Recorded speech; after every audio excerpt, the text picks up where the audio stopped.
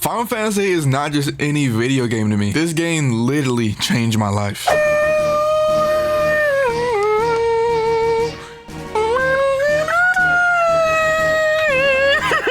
This is a game I played around 2021, I believe, if not 2020.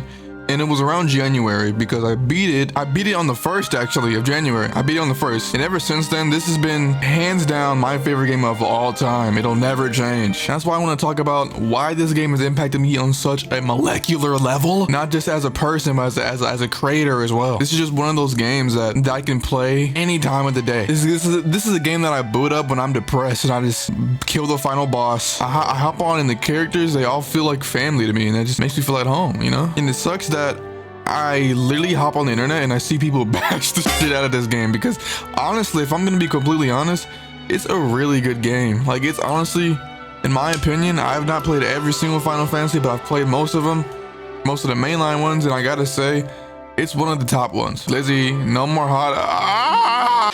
So while I played some Triple Threat, I want to talk to you about how it made such an impact on me. Let me get my cars though. Let me get Ifrit. Okay, Angelo, get in there. Get in there, boy. So to start off, it really made me appreciate older retro games. Because since then, I've been playing other PS1 games, PS2 games, PS3. Damn, PS3 is retro now, huh? It also made me appreciate gaming on like a much deeper level. This is one of the first times I ever like cried at a video game.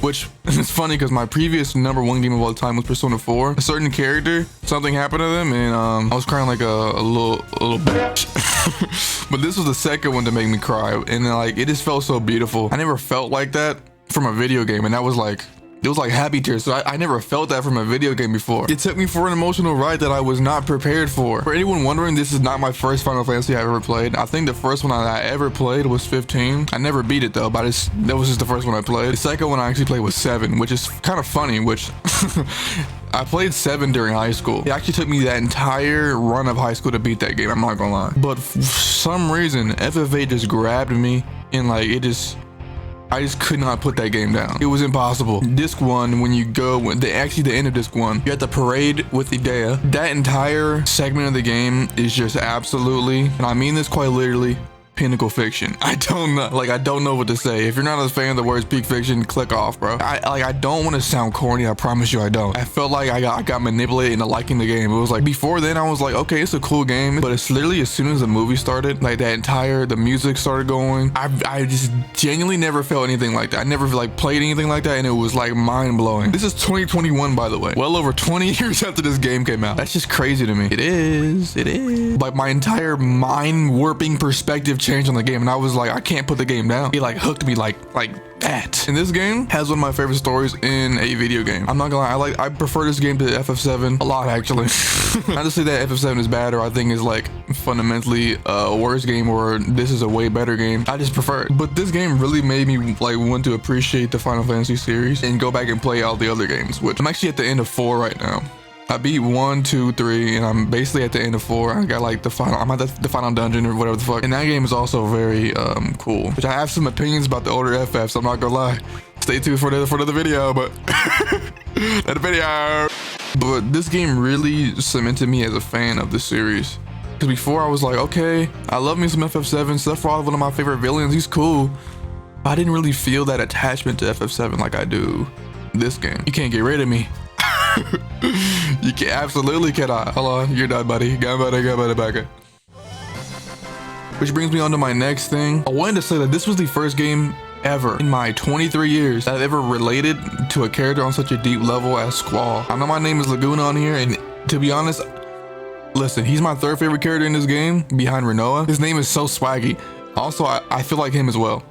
I'll get into that another day. Listen, Squall Leonhardt, I relate to him on such a deep molecular level that I've never been able to with any other character besides like Spider-Man or somebody. A video game character, when I played this game for the first time and I got to disc 2 and onward, I really felt like I had a self-insert. Like that was like they dragged me and plopped me into the game. It was such a beautiful experience. Now, I'm not gonna lie, I don't think I'll ever get again. There's times where I wish I could play this game again just to relive that first feeling of damn, this is a video game right here. Like this is fiction right here. It's peak fiction. Squall's journey throughout is such a beautiful tale. It's nothing too overly complex. It's not no damn You know, he ain't guts or nothing, like. But like, he doesn't have to be to be good. That's why I need y'all to realize it doesn't have to be. He doesn't have to be Guts from Berserk to be a good character. Like, ooh, hold on, got him. Cannon. You're dying, buddy. So when we meet him, he's very, very, very, very rude, cold, and distant. That's honestly how I was kind of in my high school years. I was a nigga. I was going to my classes, minding my. I mean, I had friends that I would talk to, and they're like, I would be cold and mind my business and be just straight up. I would look depressed, which is kind of how people think Squall is when he's not really depressed. He just doesn't want to talk to people.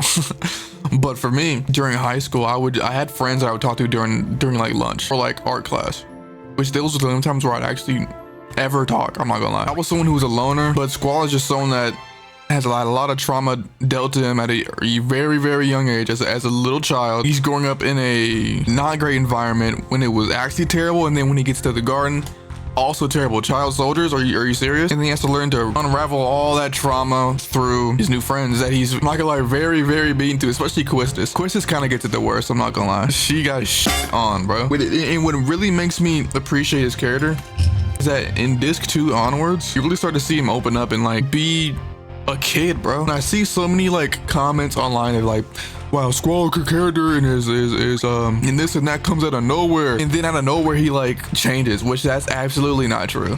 I feel like people just actually didn't pay attention to the game. I'm not gonna be honest. And also just want to talk about the design and the music and the aesthetic and like theme of this game. It's something that incredibly inspires me. For all the hobbies and the things that I partake in, drawing and like making music and streaming, it's inspired me beyond what I thought was possible, dude. Like for my drawing, it's inspired because I have a comic, I have a manga, whatever you want to call it. It's inspired how I change some of the designs around, or how I write, or how I just make things visually look, because it's such a visually unique looking game that there's no other game that looks like this. And you can tell because it's inspired the literal rest of the series moving forward. The visual identity of Final Fantasy would not be it without Final Fantasy VIII, and that's just, it's cool to me. And one of my favorite songs of all time, literally my favorite song because it means so much to me, is Fisherman's Horizon. That is a beautiful tune. The meaning of that location, the meaning of that song, it's something that speaks to me on such a great level. Something I needed to hear during a very hard time in my life. New beginnings, keep going, hope, new start. Something I'm even doing now with this YouTube channel. I'm having a new start of my YouTube channel. It's something I need, and I'm grateful. Which brings me to my next topic, the world of Final Fantasy. Now I know at times it can be barren in the world. There's not as many locations as FF7. I think the actual sheer amount of like visual style and the fact that each location in this game feels so lived in, it feels like real places. That is what draws me more than the actual sheer amount of locations in FF7. I like that so much more. He flipped my card. Are you serious? Oh, you prick.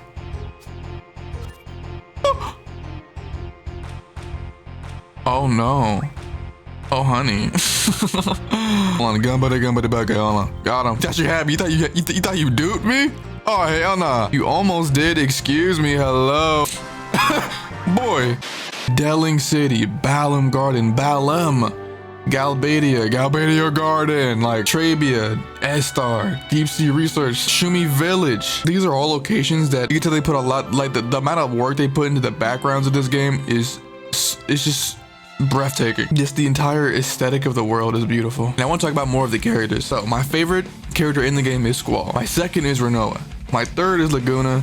And then everyone else is also very fire to me. But I want to talk more about the cast of the game. I just wanted to talk about the fact that, and I want to say that they all just feel like family. It's also why I think I like games like Persona 4 so much, because that cast of characters all feel like real friends and like genuine family.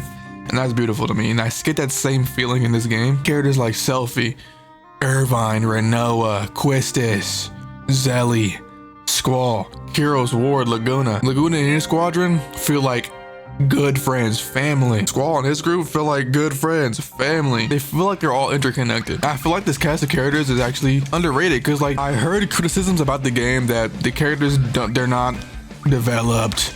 They have no development, which I think people confuse. Like I went from point A to point B and I'm a different person now, to like actual literal character development. That doesn't mean just wow, I'm sad but I'm happy now because of the friends I made along the way, and you know, actually getting pieces of like their personality and like their backstory is also development. So saying they get no development is just actually incorrect. I'm not gonna lie. It may not be there's something like Red 13 and FF7 or fucking Titus in FF10 or something, you know, but like it's there. Like Zell, for example. I think that shit's heartbreaking when he's like, when he comes back to his house and he's like, damn. Well, I can't say that.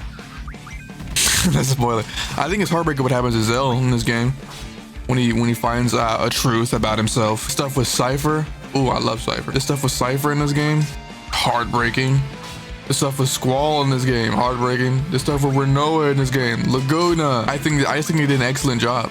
I think it was a great follow-up to FF7.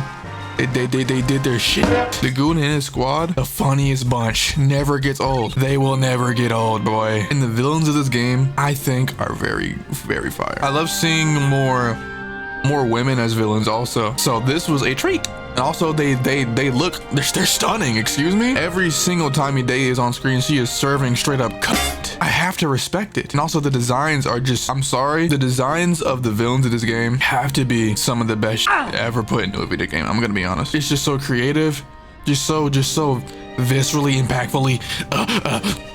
Day is my favorite FF villain behind like Sephiroth. Honestly, she might be tied with him. She honestly might be tied with Sephiroth as my favorite Final Fantasy villain, just because I liked her story. I can't spoil it, but I think everything comes full circle with her character, and for the end of the game, everything comes full circle as to what happens to her, why she's doing what she's doing, what's going on with Idea.